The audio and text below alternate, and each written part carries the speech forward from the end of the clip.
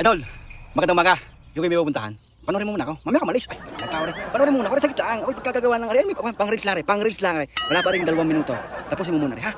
Kaya naman tao lagi na si Balay. Saglit rin. Idol, kukwento ko lang sa iyo. Di na idol sa trabaho ko rin. Ako idol sa umaga, farmers. Sa gabi, driver. Okay, ako nag-deliver. Ako nag-deliver ng lamisa.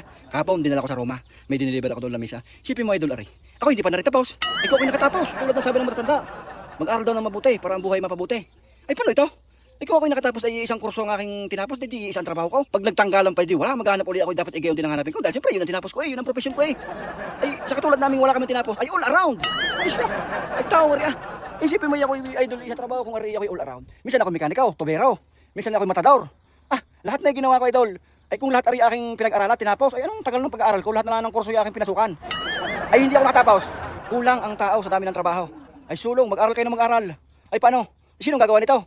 Kung lahat tayo nakatapos? Wala. Sino gagawa na rin? Kung ako'y nakatapos ba't ko gagawin na rin?